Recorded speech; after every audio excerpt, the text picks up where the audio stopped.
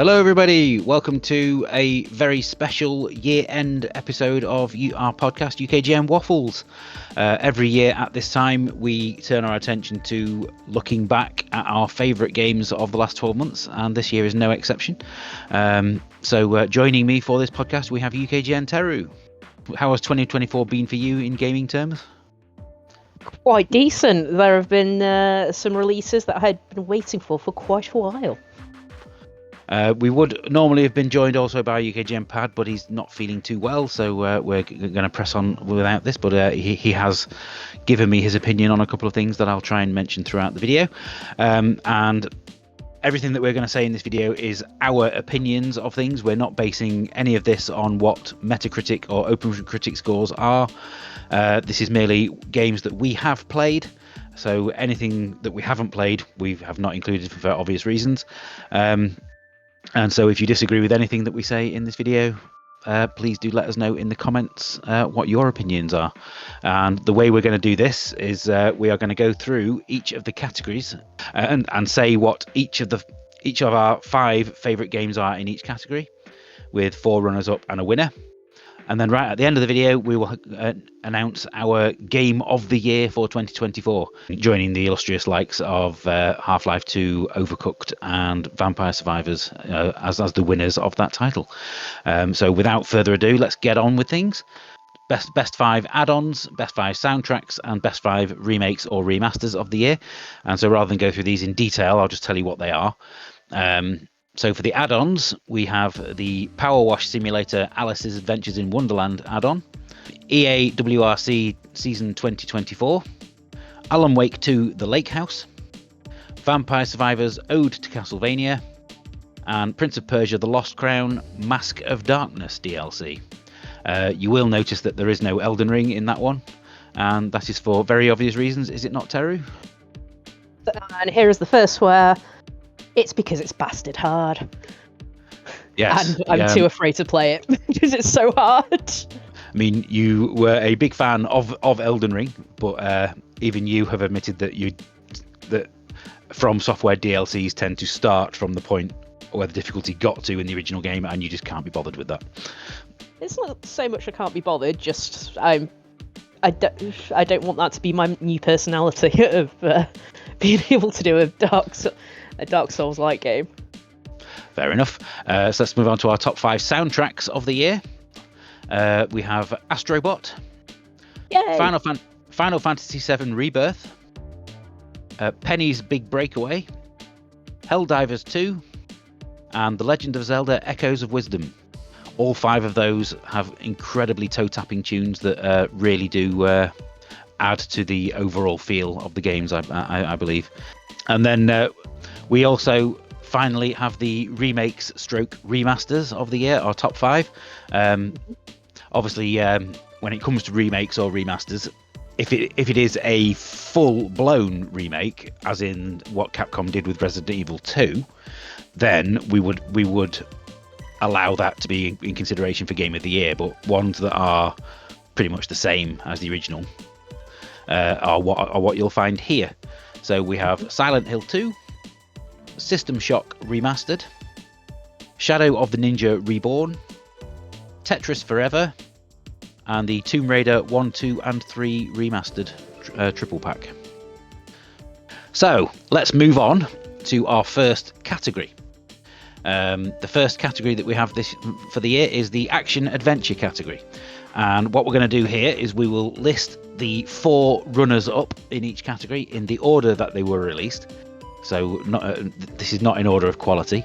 And we will then tell you what our winner was in the category. So our 4 runners-up, and please feel free to chime in with any comments on any games that I mentioned, Terry. So the 4 runners-up in the Action Adventure category, we have Stellar Blade, which came out on the 26th of April on PlayStation 5. We have Senua's Saga Hellblade 2, came out on 21st of May, developed by Ninja Theory. Black Myth Wukong, which came out on the 20th of August, developed by Game Science. And Indiana Jones and the Great Circle, released on the 9th of December, developed by Machine Games. Did you play any of those before we announced the winner, Terry? You know what? Like, I was like listening to and going, I've watched you play these games, but not myself. And usually I'm the one who would play the action adventure games, but no, not this year. It seems Certainly, Black Myth Wukong is a game that I would have expected you to play rather than me. yes. Knowing how much of a fan of Sekiro you were. Yes, and I think part of the reason for that is because we got a rental copy, but unfortunately we didn't get it at release. It was like almost a month and a half after release. Well, it didn't. It didn't actually come out as a physical release until November. So although it came out in August, it was only a download. So we had to wait until a physical release before we could get the rental copy. So that didn't arrive till November. So that explains why, not only late to the party, but various reasons. And it's like, okay, we put it in, you start playing it, and I think there were just other things to play at the same time by the time we got to it. If I'd managed to get it in August. I have played Sekiro, not as much as you. And so on that front, I think that Black Myth Wukong isn't quite as good as Sekiro, which is probably why it's not. I don't class it as good enough for the winner in this category. I have similar feelings about Stellar Blade in that Stellar Blade feels to me very much like Bayonetta Light. It's still good, still very entertaining, but doesn't have the wow factor that the Bayonetta games did when they first arrived on the scene.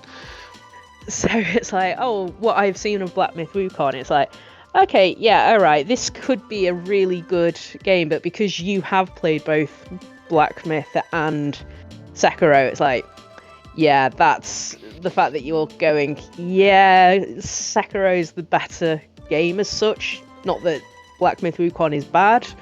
It's just, that's just a pet peeve. One thing that is a definite plus point for Black Myth Wukong in my eyes is the fact that the attack buttons are on the face buttons rather than on the shoulder buttons, which is always going to endear a game to me, because I don't like using triggers for fighting in games, and never have, never will. Yeah, but, we could have a whole half-hour conversation about why you do not like the control scheme of Souls-likes. Those are the 4 runners-up in the action-adventure category, so what could possibly be the winner? The Legend of Zelda Echoes of Wisdom, which came out on the 26th of September, developed by Nintendo, and a developer called Grezzo, who I've never heard named before, but they are the same team that made the Link's Awakening remake a couple of years back, which was absolutely fantastic. That was the first Zelda game I completed. My favourite kind of Zelda games have always been the ones like Link's Awakening and Link to the Past on the SNES, the ones that are the traditional top-down action adventure. And so the fact that Echoes of Wisdom is one of those, rather than Tears of the Kingdom or Breath of the Wild, it was always going to be something that I liked a lot more. Yeah. The graphical design of these Zelda games, the characters in them look like you could reach into the screen and pick them up. That's how detailed and how great they look. And it's also a timeless, where modern photorealistic graphics, they've only got maybe a few year lifespan before you go, oh, that looks dated. The art style on this one, it's just even 20, if not 50 years down the line, you could still look at this and go, that's a good looking game. So that's our action adventure game winner for 2024. Let's move on to the adventure category. So our 4 runners up in this category, we have Nobody Wants to Die, which came out on the 17th of July from Critical Hit Games. Thank Goodness You're Here, which came out on the 1st of August, developed by a team called Coal Supper. Life is Strange Double Exposure, developed by Deck 9, that came out on the 29th of October. And then The Rise of the Golden Idol from Colour Grey Games, which came out on the 12th of November. Have you played any of these, Teru? Well, I suppose on a technicality, I could say I've played Thank Goodness We're Here and Rise of the Golden Idol, because I've been playing it with you as such, because I'm not a massive fan of puzzle games, because I always give into the temptation to cheat, so that's why I don't tend to play them. But when we've been down, been on the sofa playing them, and it's just like, oh, the logic between "Thank goodness you're here," which is absolutely chaos personified, but in a brilliant British Yorkshire humour. I mean, thank goodness you're here. Thank goodness you're here. Could very well go down as being the greatest comedy game ever made, if it wasn't. If it wasn't for the Monkey Island series. Yep. But mentioning it in the same breath as the Monkey Island series tells you how good it is. And I think the Rise of the Golden Idol, the type of game that it is, being a detective thriller where you have to look at all the evidence and weigh it all up, that works for a group of people playing the game together, or all sat in the same room. So the brilliant thing is, it's just like two different mindsets looking at the puzzles, and it's like it's very clever. And when you solve it, you feel like you've earned your reward. And Nobody Wants to Die is also a detective thriller, but albeit told from a first-person perspective using Unreal Engine 5, so looking incredibly glossy and very Blade Runner-esque in its in the way that it depicts its futuristic city. But the detective side of it is not quite as rewarding as Rise of the Golden Idol, because the game does tend to hold your hand a little bit too much. But that's a very minor criticism for a game that is otherwise really, really enjoyable. Shall we move on to the winner of this category? Please do. And so the winning game in our adventure category is Still Wakes the Deep, developed by the Chinese Room and released on the 18th of June. And if you are a fan of body horror and films like The Thing, then Still Wakes the Deep is definitely the game for you. Probably one of the sweariest games released this year. Before we go any further on that one, very much the most Scottish game we've ever played as well. But as I was about to say, that does play into the realism of it all, because after all, these are oil rig workers out in the North Sea in the 1970s. It very much has a great sense of location to it. So even before you get to all the claustrophobic horror of the later sections of the game, even before you get there, you feel the horror of being isolated on an oil rig out in the middle of the ocean.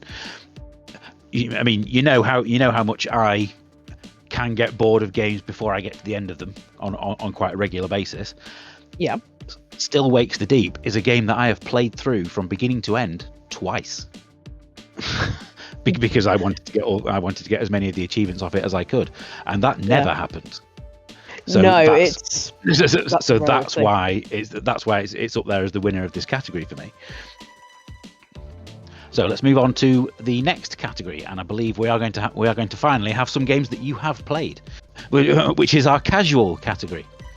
So So let's go through our runners-up in this category first. We have Hidden Cats in Berlin, which came out on the 16th of March from New Carts. Botany Manor, which came out on the 9th of April from Balloon Studios. Super Monkey Ball Banana Rumble, which came out on the 25th of June from Sega and Rio Gogogotu Studio. And World of Goo 2 from the Tomorrow Corporation, which came out on the 2nd of August. And I know you have played 2 of those, at least. Yes, and on behalf of Pad, Hidden Cats in Berlin, the Hidden Cats games, we would champion those here between myself and Pad, and I know you like playing them because it's just when it comes to value for money, the Hidden Cats games cannot be beaten. They literally cost less than £3, and they are so relaxing to just sit and play through. They may only last like 3 hours in total, if that. Yeah. But they are a really entertaining 3 hours. Yep. And Hidden Cats in Berlin is the only one that was a 100% brand new release in 2024, and that's why it's here. Hidden Cats in Spooky Town, Hidden Cats in Santa's Realm, and I can't remember what the other one was that came out this year. There were 4 Hidden Cats games that we played on Xbox this year, but 3 of them had come out previously on the PC in like 2023. So that's why Hidden Cats in Berlin is the only one that gets the nod. But Botany Manor, that's also a game that you played, which is it's very much in the same vein as many of first-person puzzle games like Numa and Myst. Yes, it's very relaxed. There's no time limit on it that you can get with some games. It's done in a nice way. It's very much a nice game. It's just unfortunate that I can't say anything more than nice. There's no hand holding to any of the puzzles, which I particularly liked, but that's because the game, as you say, gives you everything that you need, but it does it in a way where all the information is in a small area, so you're not having to traipse back and forth across large areas to try and find the solutions to things. It's like literally the answer to the puzzle that you're trying to solve will probably be in the room before where you currently are, and probably no further back than that. And so let's move on to the winner of this category. Released on the 20th of February is Balatro, developed by Local Thunk. First released on the PC, and then all console versions followed. I think so. 20th of February, I think, was the PC release date, and then consoles were a couple of months later. This was another one we were late to come to, because it was just like it'd already been out for about 4 months by the time we started playing it. Yes, that is correct, and it is one of those games where if you were to sit down and explain it to somebody, they would wonder why it's good, and you only really get it after you've played it. But this is how you do a deck building roguelike, in my opinion, and it does it with a ordinary pack of cards. You say ordinary pack of cards; they don't stay that way. No, but rather than have cards that you're going to try and learn, everybody knows what hearts, diamonds, spades, and clubs are. Yep. It helps to settle you into the game's rhythm, and before you realise it, you have been sat there for hours. Yeah, that is true. Last time that something like that happened with a game, it was probably Power Wash. Power Wash Simulator is officially my most played game of 2024. Yeah, and so Balatro has a very similar way of sucking the time without you realising. Mm-hmm. So let's move on to the fighting game category.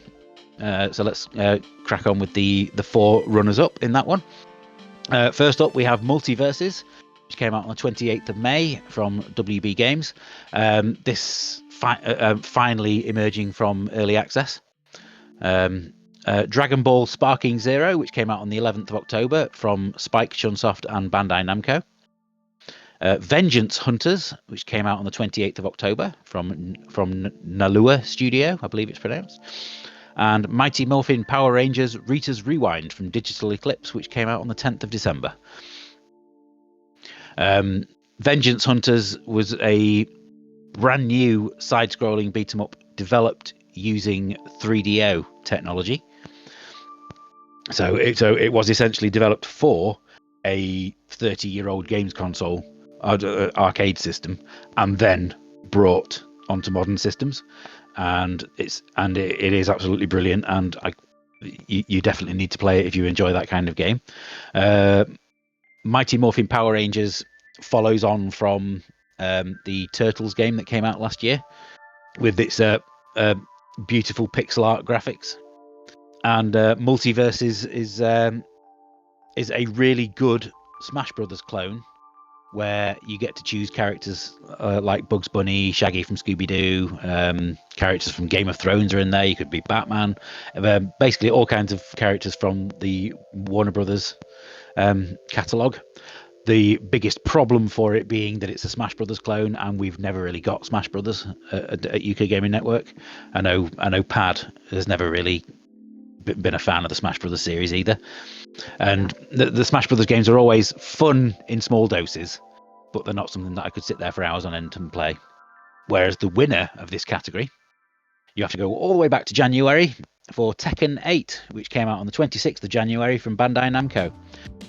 This, for me, is easily the best Tekken game that I have played, probably since Tekken 3 on the PlayStation 1. There have been many ups and downs in this franchise. And Tekken 8 is very much a return to form. And I must admit, it surprised me with how good it is, because after the way that Capcom went with Street Fighter 6 last year, I really had my concerns prior to playing it. But it came out in January and it blew me away completely, and nothing else in the fighting category came anywhere close to it for the remaining 11 months of the year. So a very deserved winner for the fighting game category. So let's move on to the open world and sandbox category, where you're going to find 5 very different games to each other in this category. First up, we have the runners-up. We have Little Kitty Big City, which came out on the 9th of May. Star Wars Outlaws, which came out on the 27th of August. Parcel Core, which came out on the 3rd of October. And Stalker 2 Heart of Chernobyl, which came out on the 20th of November. So, like I say, 4 brilliant open world games, but also 4 games that are all completely different in their approach to open world to each other. I know you played Little Kitty Big City, so let's talk about that one first, shall we? Well, yeah, it's a cat game. Of course I played it, and you get to put little hats on the cat, and you go around and you get to be an asshole by knocking stuff off everywhere. For an open world game, it's actually not that big, which is also a very nice thing, because sometimes you get so overwhelmed. But yeah, it's such a cute game to play. You're a little black cat, and you just got to get home, and you get to like attack people and knock things off and get little hats. It's also cute. The only downside to the game, the reason why it's probably not won the category, is that it's all over in a very short space of time, because there's not an awful lot to it. Let's move on to Parcel Core just for a second, which I really enjoyed. It's a very silly, light-hearted game. It very much reminded me of the Tony Hawk's Underground approach to open world, with the fact that you are barreling around the city on your bike, delivering parcels from one location to another, and you get to grind on rails, go over ramps, find shortcuts all over the place. It's just really entertaining. Flip side to that, you have Star Wars Outlaws, which I know has had a lot of people bashing on it this year, but I found it to be the best open world Ubisoft game for years, probably since Assassin's Creed 2. I really don't get on with the modern Assassin's Creed games, but Star Wars Outlaws has an emphasis on following the story rather than overwhelming you with the number of side quests that you could do. I mean, yes, there are side quests in there, but the game seems to be trying to push you to do the story first, which is, in my opinion, how it should be. And the production values for the whole thing are second to none. The winner is Sengoku Dynasty, which is developed by Super Kami and released out of early access on the 7th of November. Now, I know you've played this one a lot, so I'll let you talk about this one. Yeah, I have just played it a little bit. It by 1%, it became my most played game on Steam for the entire year. So essentially, you are building your own village, and it's not in any way. Well, and it's not at all dissimilar to Medieval Dynasty, which came out a few years ago, is it? My only sore point is that compared to Medieval Dynasty, it's a case of, oh, it doesn't feel as complete. Now, I know that the devs have still got more updates to do for the game, but considering how does it compare? Because I know you played it quite a lot when it was in early access, and you then left it for a few months, and then you played it again after its full release. And so, was the full release significantly improved over the early access version? To a certain degree, yes, it was. Like, there was Let's School that came out of early access last year, and there was absolutely zero difference between the early access and the full release, to the point of frustration. No, but with this one, from what I noticed from leaving it a couple of months, there was a big enough jump. My only drawback for the whole thing is that it doesn't feel like the full release. It still kind of feels like they're updating it as if it was in early access. But I'm only saying that because I love it so much, and it's just like, oh, why isn't that feature in there when there was a similar one that was in Medieval Dynasty, like your villagers? Isn't that just the way modern gaming is, though?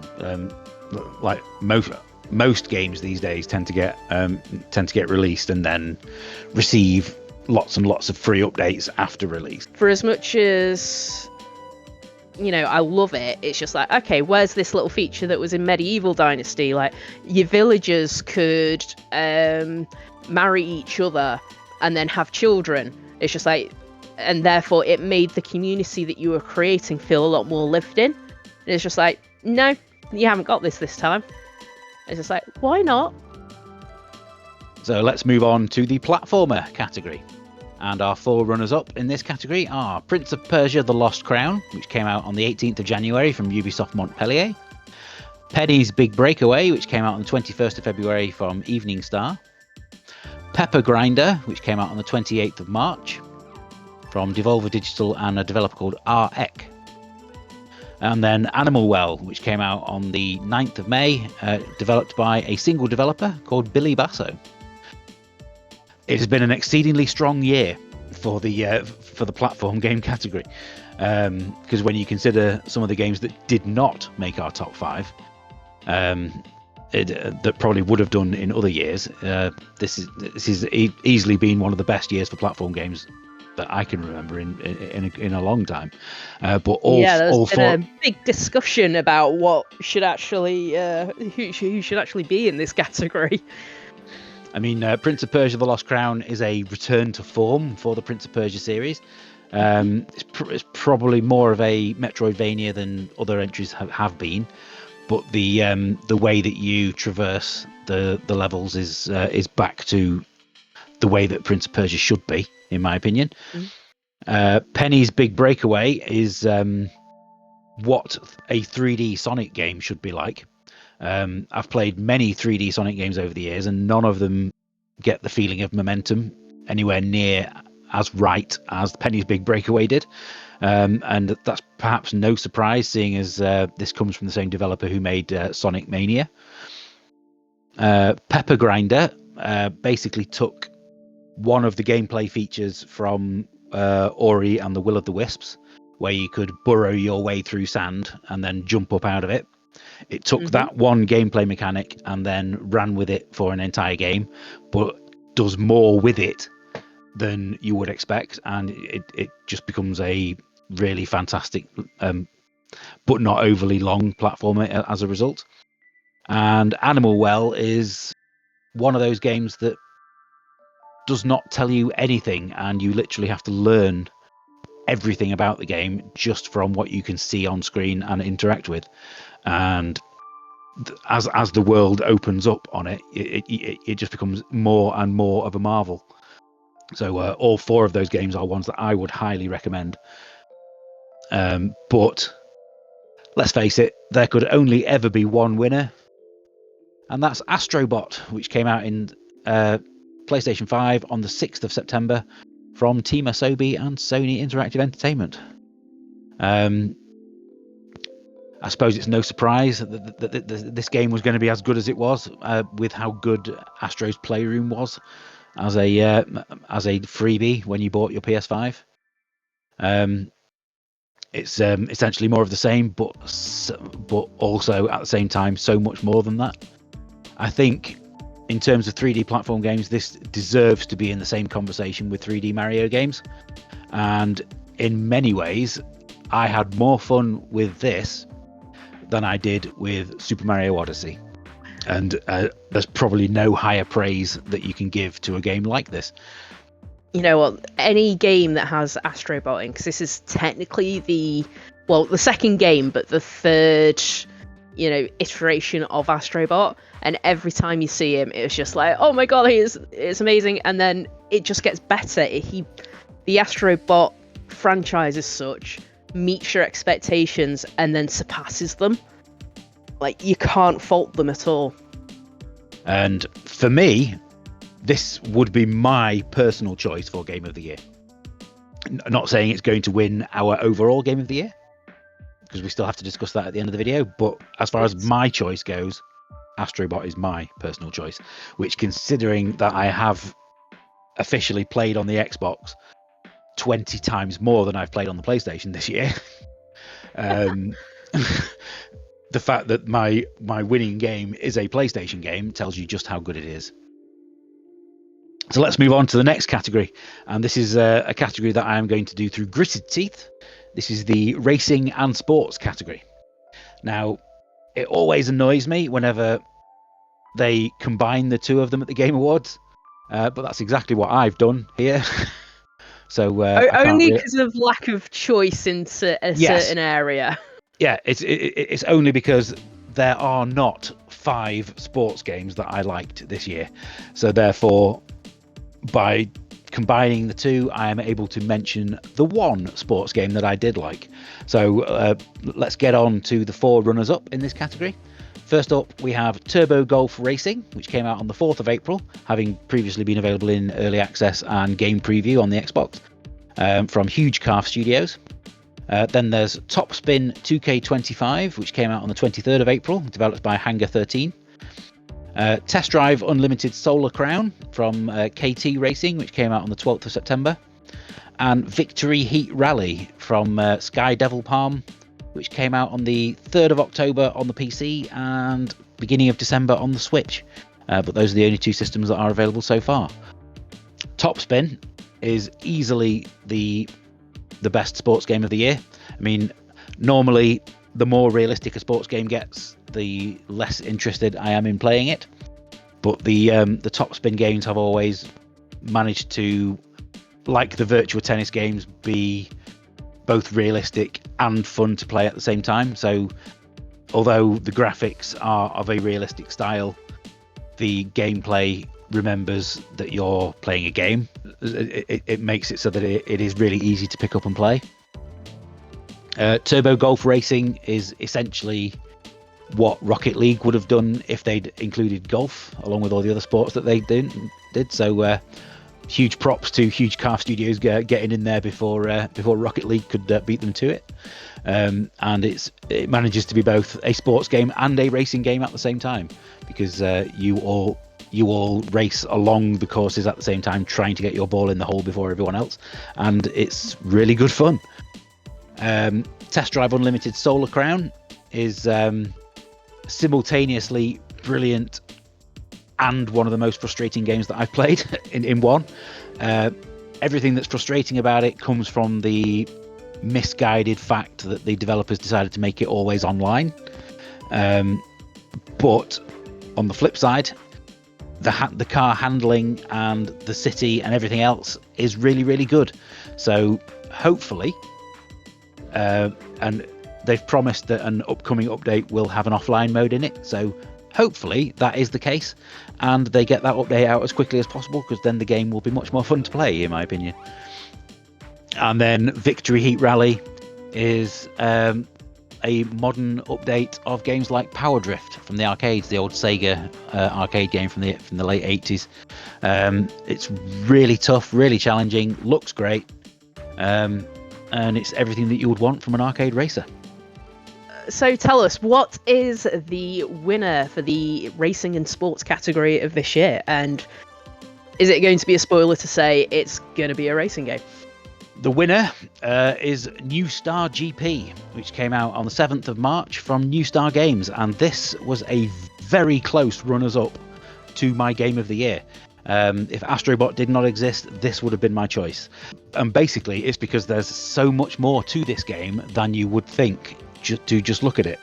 It has one of the most complete career modes in a like single player career modes in a racing game that I've played for a very long time, and I am thoroughly enjoying it. It's really challenging.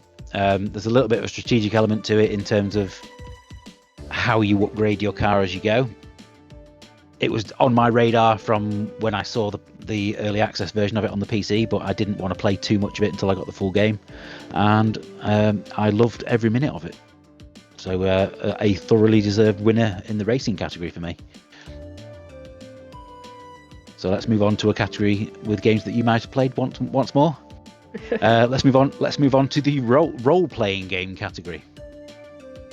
I'm a little bit disappointed in myself because I've not actually played that many role-playing games, and I do tend to love them. Yes. When I can really get my teeth into them. So with that caveat of me going, I've not been able to play any, Metaphor ReFantasia is not in this list because it's not been played. Yes, because you have not had chance to play it, so therefore that is why we have not included it. So please don't shout at us in the comments. Yeah, it's just like, I do want to play it. I'm just waiting for it to come down in price on Xbox. and to actually have some time. Yeah, but let's crack on with the 4 runners-up then in this category. We have Like a Dragon: Infinite Wealth, which came out on the 26th of January. We have the Thaumatage, I think is how you pronounce it, which came out on the 4th of March from Fool's Theory and 11-Bit Studios. We have Arranger from Furniture and Mattress, which came out on the 25th of July. And then Dragon Age: The Veilguard, which came out on the 31st of October from BioWare and EA. Anything to say on those 4 games before we move on to the winner? So I'm worried about not pronouncing it properly. Thermitage. The Thaumatage or Thermitage. Yeah, it's just like I need to play that a lot more in depth because I've only done the demo. It's going down the track that I really do love, but with this, I'm actually going to... The reason why I'm holding back on going, it's an amazing game, because the story is so essential to a final verdict. Well, I think like when it comes to the Like a Dragon games, the Like a Dragon games have got to a point now where there are that many of them that you probably already know whether or not you like them before you even play them as soon as they're announced, because you either gel with them or you don't. So Infinite Wealth, if you like the Like a Dragon game, is another one that's just as good as the previous ones with slight improvements all over it. And the one thing that stops it from being the overall winner in this category for me is the fact that unlike the Man Who Erased His Name, which was the one that came out last year, this one doesn't have a Daytona 2 arcade machine. So I'm surprised you even let it be a runner-up then. so therefore that's an instant black mark against it in my book. But it's still as bonkers as every Like a Dragon game you've ever played previously, although probably not as bonkers as the one that's coming out next month. So before we move on to the winner in this category, what do you have to say about Dragon Age? So with Dragon Age, Origins, I absolutely fell in love with. I've probably bought it and all the DLC on multiple occasions, or managed to access it in various ways. And I could even though it's kind of classed as very old now, or retro, whatever you want to say, I could still quite happily pick that up today and play it. With Dragon Age 2, it's just like, oh yeah, I remember it. Kind of fond memories. I remember like the good stuff and the bad stuff, but it's just like, yeah, alright, not really too fussed about playing it again. Inquisition, it's just like, oh yeah, I played Inquisition, didn't bother with any of the DLC. It's just like, it was too big. They kind of like lost the vibe a bit. And then it was just like, then I hear that BioWare are doing another Dragon Age, and I'm like, and it's just like, oh no, they're gonna absolutely ruin it. Eventually, but it all settles down and it's released, and it's just like, it's almost like they've taken all the things that annoyed me about Inquisition and improved that. So it's like, I know I just went on about going how the story is probably one of the most important aspects for an RPG, but when you've got parts when like having a party is integral to your story, if you're not gelling with those party members, it kind of like pulls back the story quite a bit. So shall we move on to the winner in this category? Well, if Pad was here, this would be the point where we'd be telling him to turn his headset off so that he can't hear what we are about to say, because the winning game in this category is Final Fantasy VII Rebirth, which came out on the 29th of February. Yay! Way back at the start of the year. And I've not played this one because I cannot stand Final Fantasy games. So I'll once again let you talk about why this is the winner. As Zoidberg was explaining at the start of the podcast, it was a case of games that are like remade, but in a way that's different enough from the original, using the Resident Evil 2 remake as an example.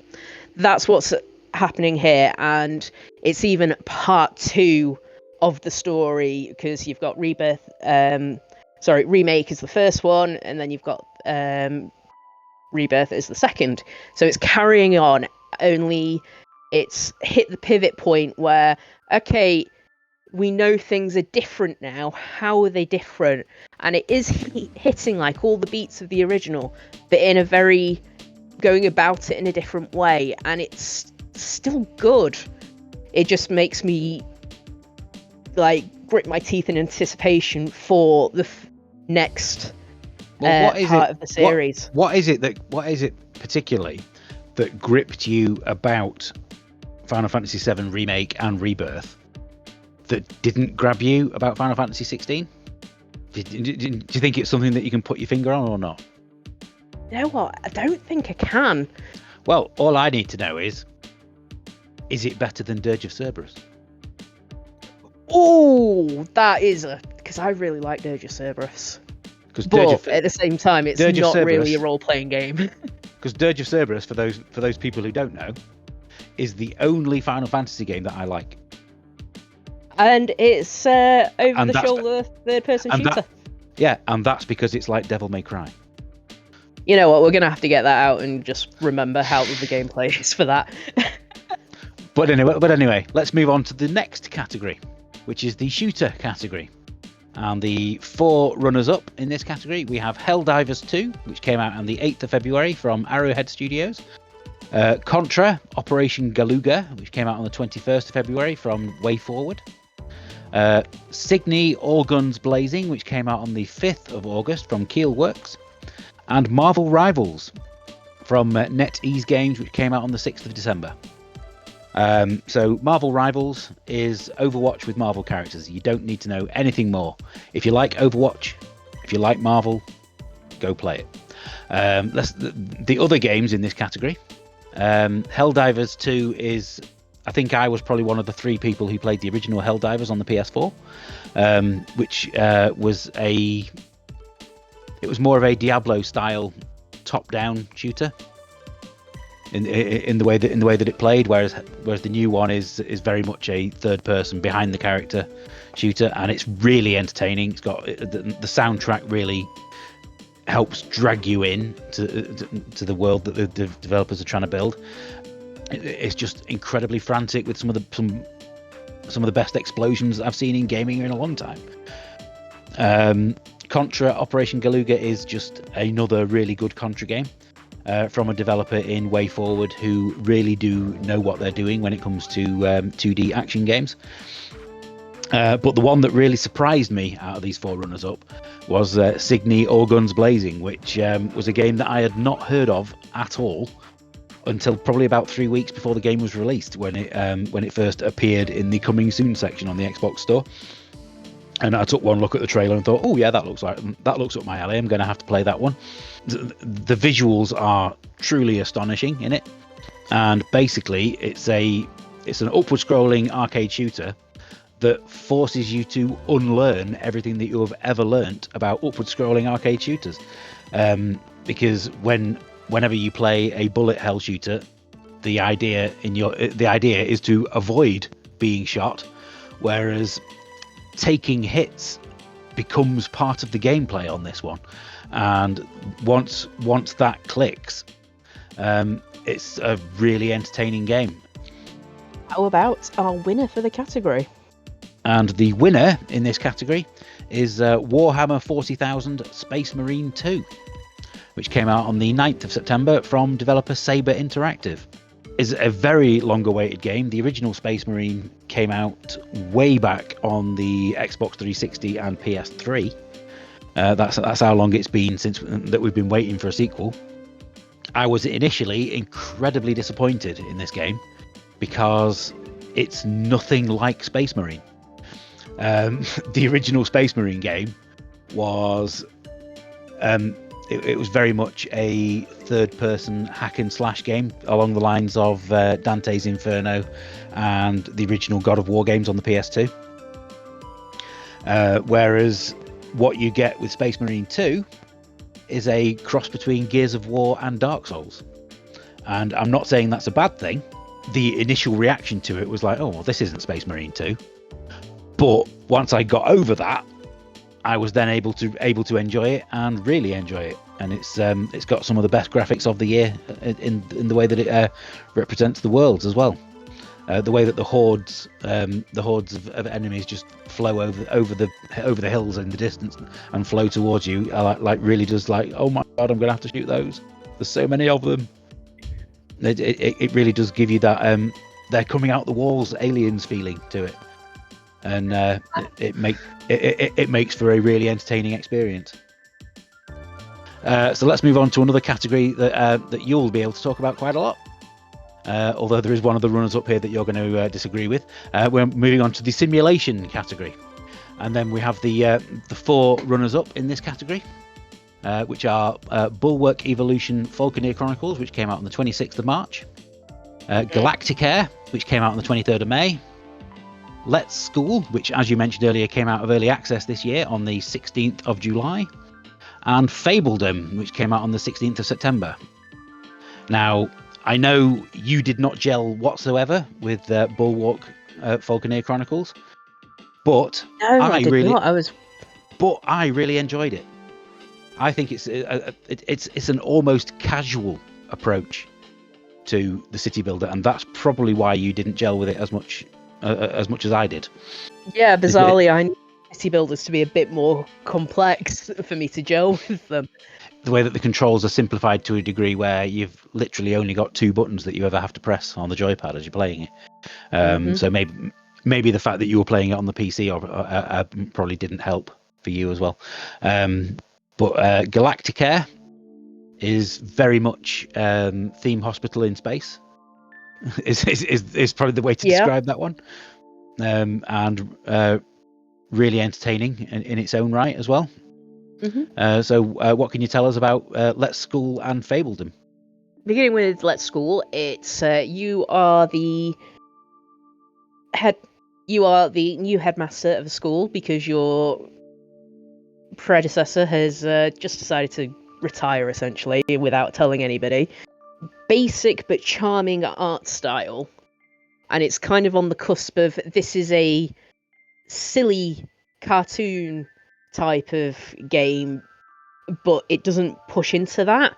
So yeah, it is really worth it if you feel like you can, if you want to be able to build a school and do a few things. I think the management side of it could have been improved a bit. So even if I didn't have the issues with it be from the early access to new release, it still wouldn't be the winner of this category because I think the management side of it could have done a lot more fine tuning, but it's still a good game. One of the things that Fabledom has very much in its favour over all of the other games in this category is that it costs less than half the price of most of the games in it that are here. Oh, yes, definitely. Because I do believe it's only 16 quid on the Xbox compared to the 35, 40 that some of these other games are. So yes, definitely, Fable Done is definitely worth it. And then let's move on to the winner in this category. And because Timberborn still hasn't come out of early access, what is the winner to this category? It's Frostpunk 2. Woo! Yep. So with Frostpunk 2, I was waiting for it for, since the moment they announced they were doing it, because in a very happy coincidence, I was just randomly streaming all the scenarios of Frostpunk 1, and on the very last one that I was doing, they updated it to announce Frostpunk 2. So it's just like, oh my god, it's actually happening! It's Frostpunk 1, but bigger. And to a certain degree, that's not necessarily a good thing. Well, it looks like its approach to being a sequel is what you would want from a sequel, in that it takes everything that was great about the first game and expands it. And that's and that's what any good sequel should do, surely. Yes. So I can't disagree with what you're saying there. The main difference between 1 and 2 of Frostpunk is that in 1 you are building every single individual building, and it kind of makes it more intimate in what you're doing. But with the second one, instead of doing the individual buildings, you're now doing districts, and so you're kind of losing the immersion of the city that you're creating. Frostpunk 1 has been one of your comfort go-to games for many years, so yeah.